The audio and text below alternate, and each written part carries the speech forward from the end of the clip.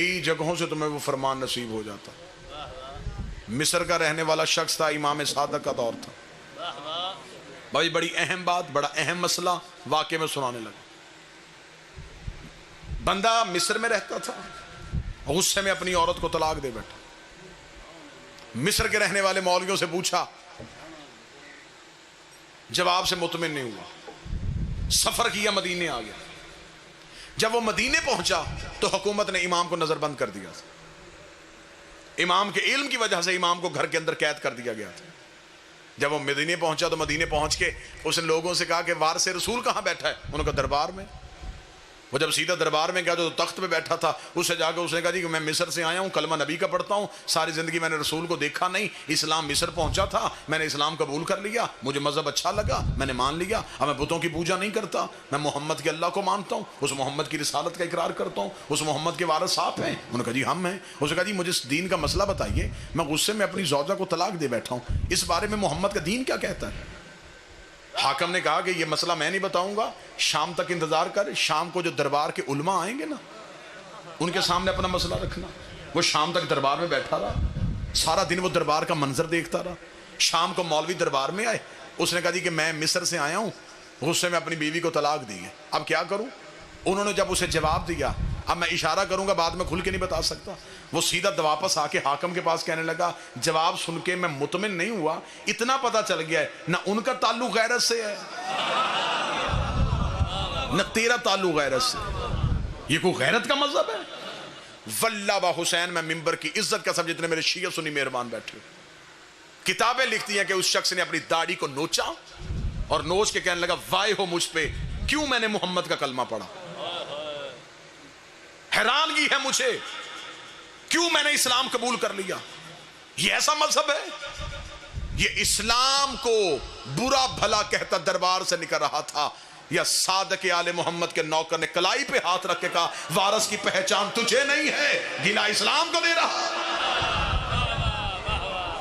इसने कहा फिर वारिस कौन है? उन्होंने कहा वारिस ये नहीं। उसने कहा ये कौन है? उन्होंने कहा ये तो तख्त वाले हैं।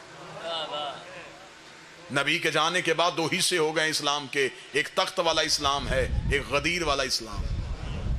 उसने कहा ये कौन है? उन्होंने कहा ये हुकूमत के, ये सगाए दुनिया है, ये दुनिया परस्त है।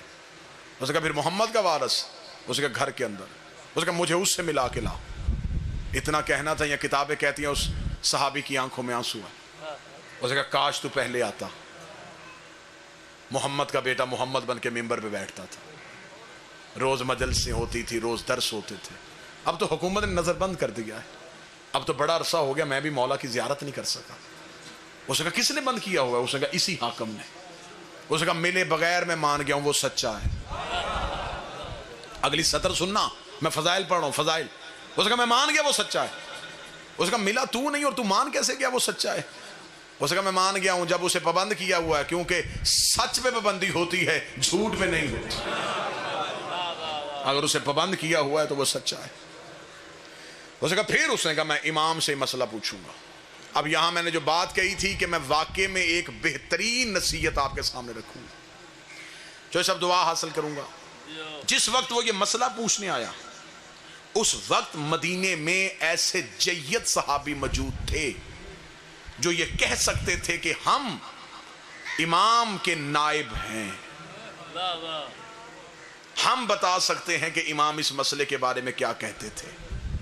लेकिन ना इमाम के शागिर्दों ने कहा कि हम इमाम के नाइब हैं, और ना उन्होंने एक मसले पे फतवा दिया कि हम फतवा दे सकते हैं। नहीं, उन्हें पता था कि जब हुज्जत मौजूद हो फिर गैर मासूम फतवा नहीं देता। नहीं, बात अभी समझिएगा। जब इमाम मौजूद हो फिर गैर से मशवरा कर सकते हो, फतवा नहीं ले सकते। अभी तक हर बंदा समझा नहीं, अब मैं इशारा देने लगा हूं, एक बेहतरीन इशारा। अगर, क्योंकि प्यासे को चश्मे की जरूरत होती है, प्यासा काम है चश्मे के करीब जाना, चश्मा प्यासे के पास नहीं आता। अब कोई प्यासा चश्मे को ढूंढे ही ना और नाली से पानी पी ले, इसमें चश्मे का क्या कसूर? जब शियों को पता हो कि इमाम मौजूद हैं, फिर वो गैर मासूम के कदमों पे हाथ रख लें। اس میں امام کا کوئی قصور نہیں. اب وہ شخص مدینے میں موجود ہے, اسے پتا ہے کہ اس دیوار کے پیچھے امام ہے. اس نے کہا اگر مجھ میں اتنی طاقت ہوئی میں ملوں گا ضرور. صحابیوں نے کہا کیسے مل سکتا ہے, وہ تو نظر بند ہے. اس نے کہا مجھے نہیں پتا وہ کہاں ہے, انہیں تو پتا ہے کہ میں یہاں ہوں. بس آخری جملے کہنے لگا ہوں اور شیعت کا نتیجہ دینے لگا ہوں. اس نے کہا مجھے نہیں پتا وہ کہاں ہے, انہیں تو پتا میں یہاں ہوں. میں ان سے باخبر نہیں, وہ مجھ سے باخبر. اگر تو وہ مجھے دیکھ رہا ہے پھر وہ مسئلے کا جواب بھی دے گا, مجھے ملے گا بھی, مجھے بلائے گا بھی. انہوں نے کہا ایک دفعہ گلی میں جا کے حالت دیکھ. جب وہ محلہ بنی ہاشم میں پہنچا تو اس نے کیا دیکھا؟ سپاہی, فوجیں, چھتوں پہ سپاہی کھڑے. امام کی گلی میں مخبروں نے گھر کرائے میں لیے ہوئے تھے. وہ دروازوں کی اندر سے دیکھ رہے تھے کہ امام سے ملنے کوئی نہیں آیا. اتنا سخت پہرا. چلا گیا مدینے کے باہر. میں پوری ذمہ داری کے ساتھ گجرات کی سرزمین پہ یہ اعلان کرنے لگا ہوں, 3 مہینے تک وہ شیعہ مدینے کی گلیوں میں پھرتا رہا, ایک مسئلے کے لیے. نہ کسی مولوی سے پوچھا, نہ کسی غیر معصوم سے پوچھا. 3 مہینے تک مدینے کی گلیوں میں امام سے ملاقات نہیں ہو رہی. تھک کے مدینے کے باہر جا کے بیٹھ گیا. بیٹھ کے کہنے لگا قصور میرا ہے, میرے اندر کوئی ایسی غلطی ہے جس کی وجہ سے تو مجھے مل نہیں رہا. شاید تجھے میری محنت پہ یقین نہیں. جنازہ اٹھے گا میرا یہاں سے, تجھے ملے بغیر نہیں جاؤں گا. مدینے کے باہر رو رو کے امام سے باتیں کر رہا تھا. یہاں پیچھے سے ایک سبزی فروش گزرا. اسے کہنے لگا کہاں جا رہا ہے؟ اسے کہا مدینہ. کیا کرنے؟ سبزی بیچنے. اسے کہا تو روزانہ جاتا ہے؟ روزانہ جاتا. اسے کہا وہ جو مدینے کے اندر محلہ بنی ہاشم ہے کبھی وہاں بھی گیا ہے؟ اسے کہا ہاں جاتا ہوں روزانہ, سبزی تو بیچتا ہوں, میرا کاروبار ہے, میں جاتا ہوں وہاں پہ. ایک لمحے کے لیے اسے امید کی کرن آئی. اسے کہا رک رک رک رک رک, سبزی بیچے گا؟ اسے کہا کیا لے گا؟ اسے کہا ساری سبزی بیچ. نہیں, شاید آپ ابھی تک ذہنی طور پہ قریب نہیں ہوئے. اب میں جس دہلیز میں داخل ہونے لگا ہوں اب تمہارے جسم یہاں ہوں گے, روحیں یہاں نہیں ہوں گی. سبزی بیچے گا؟ اسے کہا کتنی؟ اسے کہا ساری. لباس بھی بیچ دے, میرے کپڑے تو پہن, اپنے کپڑے مجھے پہنا. سبزی فروش بن گیا. سر پہ رکھی سبزی کی ٹوکری, سبزی فروش بن کے مدینے میں داخل ہوا. میرا بادشاہ حسین میرے لفظوں میں اتنی طاقت دے دینا کہ یہ لفظ تمہارے دلوں میں اتریں اور ایک بندہ مجمع سے چہرے میں چمک لے کے آنکھوں میں ولایت کی مسکراہٹ کے ساتھ یہاں پہ جواب دے دے کتنا اچھا شیعہ تھا, امام کی محبت میں سبزی فروش بن گیا, ضمیر فروش نہیں بنا. ہائے ہائے ہائے, محبت مولا میں روپ بدل گئی.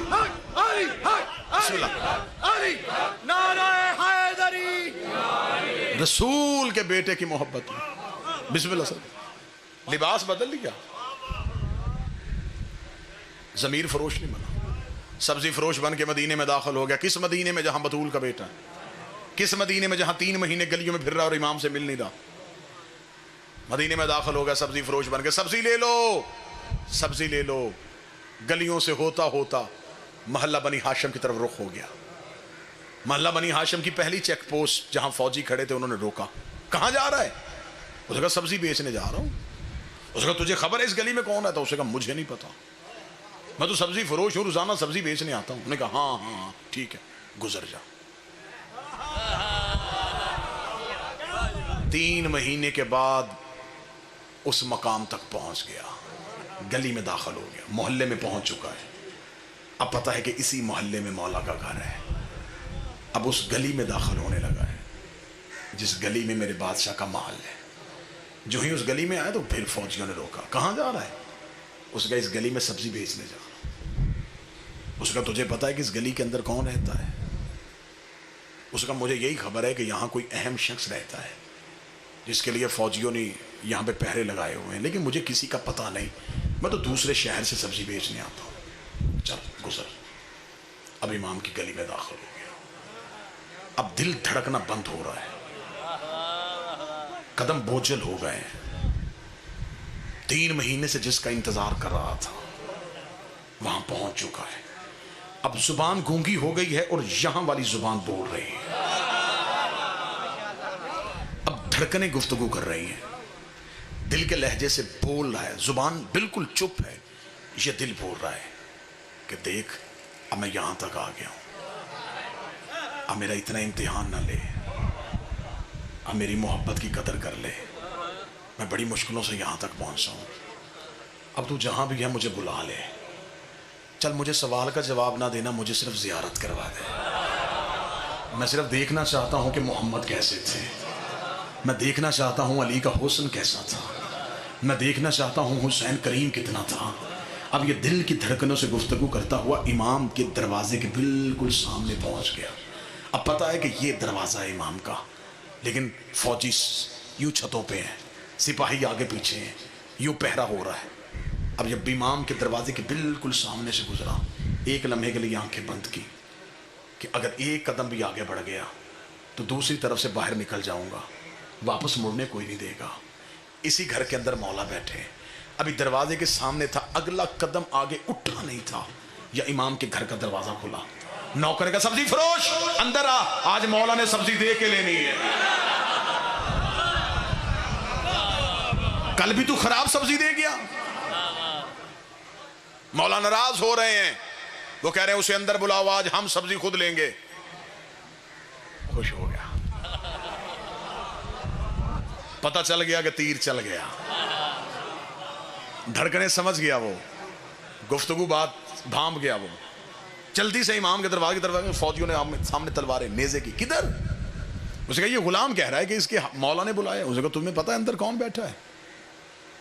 اندر شیعوں کا امام بیٹھا ہے، پابندی لگائی ہے حکومت نے، کوئی اسے مل نہیں سکتا، اور تو اتنی جلدی جائے گا؟ اسے کہا اس نے کہا ہے کہ سبزی ان کے مولا نے دے کے لینی ہے، میں تو سبزی بیچنے جا رہا ہوں، مجھے کیا پتا کون ہے۔ سپاہیوں نے کہا ہم تیرے ساتھ چلیں گے۔ 2 سپاہی پھر ساتھ چلے، امام کے صحن کے اندر جا کے ٹوکری رکھ کے بیٹھ گیا۔ کتنا خوش نصیب تھا۔ اب جتنے نمازی میرے ساتھ شامل ہیں مجھے اتنے ہی چاہیے تھے، جن کے عقیدے کا وضو ٹھیک ہے وہ اگلی صف میں آ گئے ہیں۔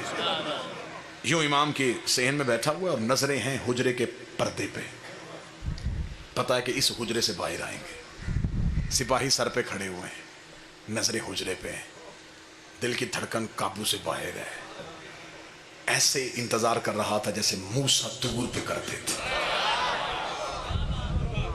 یک لخت حجرے کا پردہ اٹھا، امام کا پہلا قدم صحن میں آیا، سر پہ رسول والا امامہ، ابو طالب کی ابا، ہاشم کی دستار، عصائے موسیٰ کو ہاتھ میں لیے ہوئے، انگشتری سلیمان کو انگوٹھی میں پہنے ہوئے، چہرے پہ حسن والی مسکراہٹ، علی والا حسن۔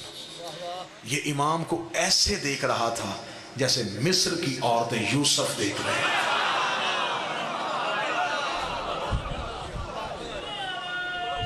بسم اللہ۔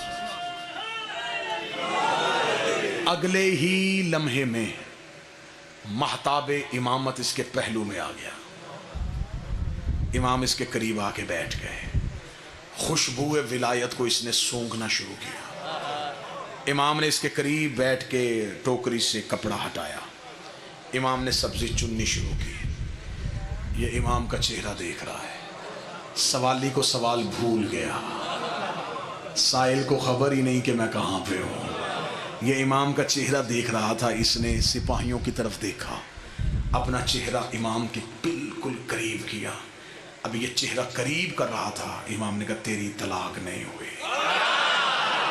کوئی ایک بندہ تو ہوگا جو قدر کرے گا، کوئی ایک بندہ تو ہوگا جو 35-40 منٹ کا معاوضہ مجھے دعا کی صورت میں دے دے۔ تیری بسم اللہ یا علی، عجب روحانیت کی فضا بن گئی مجلس میں، بادشاہ حسین کی قسم، عجب روحانیت کی فضا بن گئی مجلس میں۔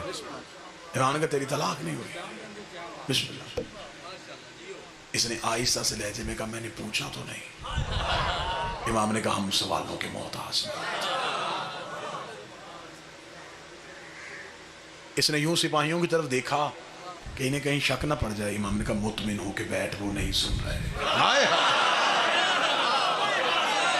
ہائے ہائے.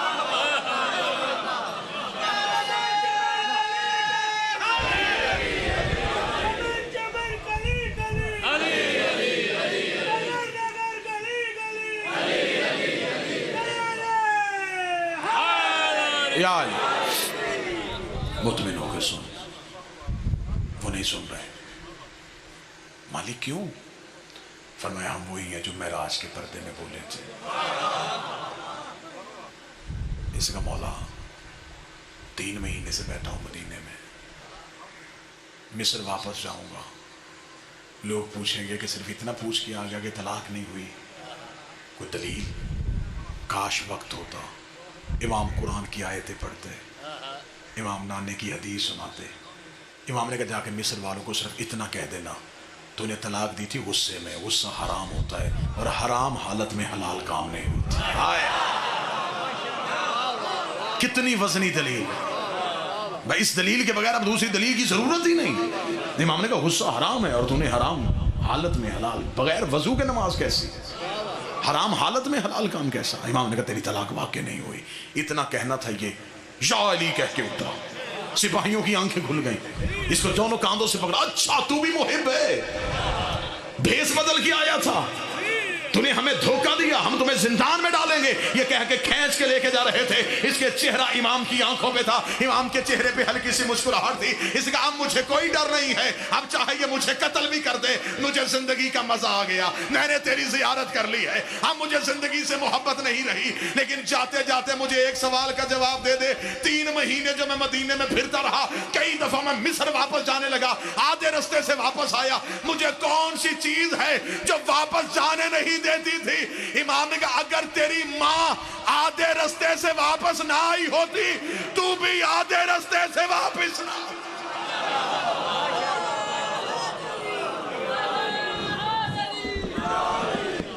وہ بھی ایک دفعہ زمانہ جاہلیت میں گناہ کا ارادہ لے کے گھر سے نکلی تھی, آدھے رستے سے واپس پلٹ آئی.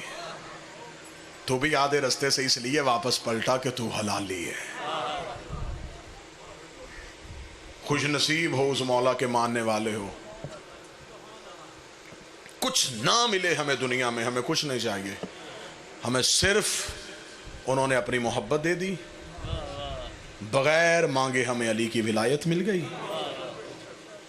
بغیر خوف کہ ہم حسین کا ماتم کرتے ہیں, بغیر لالچ کے ہم محمد کی بیٹیوں کو روتے ہیں.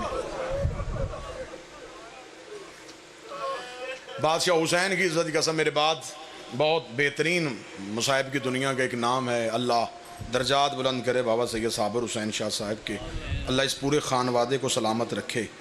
ایک ذاکری کی درسگاہ تھے, وہ انہی کے فرزند ہیں, بہترین مصائب آپ کو سنائیں گے. بادشاہ حسین کی عزت کی قسم ہے چوئی طاہر صاحب, یہ جو آنسو آنکھ سے گرتا ہے یہ عطا ہے, یہ خیرات ہے. دن میں کئی دفعہ ذکر زہرا کے لیے جاتے ہیں, ہر آنکھ نہیں ہوتی, ایک لمحے کے لیے جس میں وہ ترس کر دیتے ہیں نا, پھر آنکھیں برسنا شروع ہو جاتی. یہ ہم پہ سب سے بڑا احسان ہے, ہم اسے روتے ہیں جس کی لاش پہ بہنیں نہیں روئی. یہ ہم پہ سب سے بڑا کرم ہے. اگر کوئی میرا اہل سنت بھائی بیٹھا ہے, میں منت کر کے کہوں گا, میں شیعہ قوم کا خطیب ہوں, تمہارا مہمان ہوں.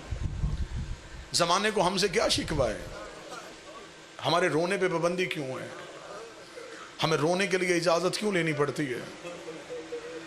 ہم دنیا کو یہ کہتے ہیں کہ لوگ ہنسنے کے لیے اجازت لیتے ہیں, لوگ سرکس کے لیے اجازت لیتے ہیں. ہم اتنی مظلوم قوم ہیں, ہم صرف ایک منت کرتے ہیں, ہمیں کھل کے رونے دو. ہمارا زمانے میں ہنسنے کو دل نہیں کرتا. لوگ ہمیں کہتے تم عید والے دن بھی روتے ہو, ہم کیسے نہ روئیں؟ ہمیں نہیں پتا کہ مسلمانوں کی دونوں یہ جو عیدیں ہیں یہ سیدوں کی کوفہ کا ہے. میرا سلام ہے میری قوم کے ہر ماتمی کو. بس میں نے زیادہ وقت آپ کا لے لیا, اب مصائب میں زیادتی نہ ہو، 2 ہی جملے پڑھ دوں گا. جس بادشاہ کا فضائل پڑھا ہے اسی کی مصیبت پڑھ دیتا ہوں، کیونکہ یہ وہ مضمون ہیں جو سارا سال نہیں پڑھے جاتے. ہر شہادت آپ سنتے ہیں، یہ وہ شہادتیں ہیں جو نہیں پڑھی جاتی. میں 2 سطریں اس بادشاہ کی پڑھ دیتا ہوں. سادات و غیر سادات، مجھے معاف کر دینا، یہ کائنات کا 12 ائمہ میں سے یہ غریب امام وہ ہے اس کے گھر کو بھی بطول کے گھر کی طرح آگ لگائی گئی، جس کی ہلکی سی بھی تاریخ سے دلچسپی ہے. جعفر صادق کی حویلی کو جلایا گیا ہے. آپ سمجھتے ہیں کہ مسلمانوں نے صرف ایک دفعہ آگ لگائی؟ نہیں، انہوں نے ایک دفعہ بطول کے گھر کو آگ لگائی، پھر انہوں نے زینب کے خیمے کو آگ لگائی، تیسری بار انہوں نے جعفر صادق کی حویلی کو آگ لگائی. اب مجھے اگلی سطر سادات سے، خصوصاً سادات سے، ممبر پہ بھی سادات بیٹھے معافی مانگ کے. جب امام جعفر صادق کے گھر کو آگ لگی ہے نا، امام کی 4 بیٹیاں سو رہی تھی.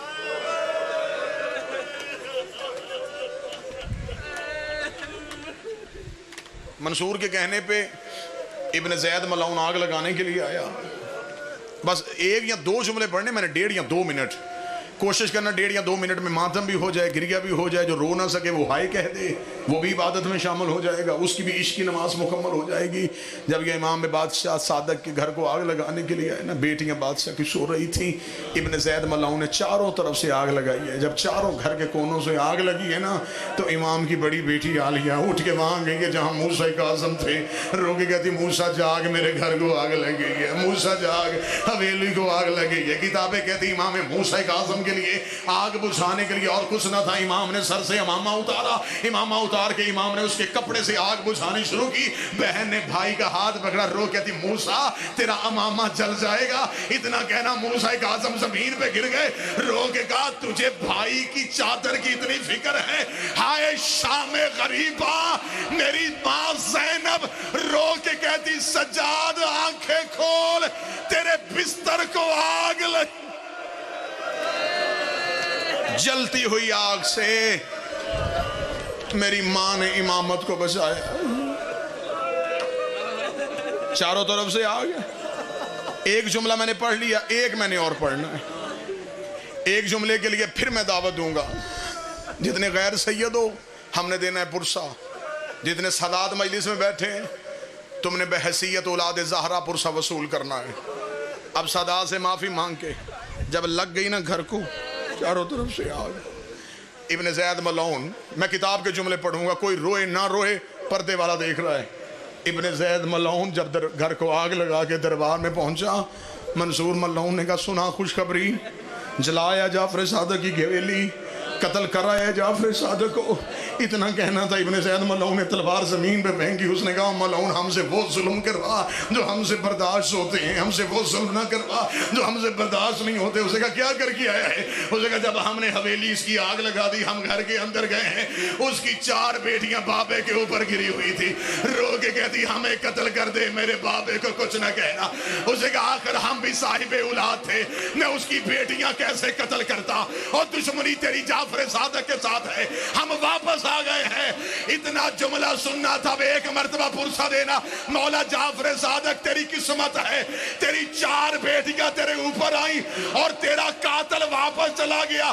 ہائے قسمت سکینہ کی، جب بابے کی گردن پہ سر رکھ کے، شمر کے خنجر پہ ہاتھ رکھ کے رو کے کہہ رہی مجھے قتل کر دے، میرا 3 دن کا پیاسا، میرا اللہ راضی بابا.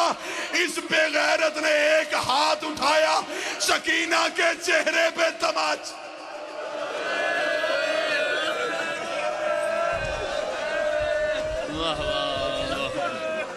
صدقے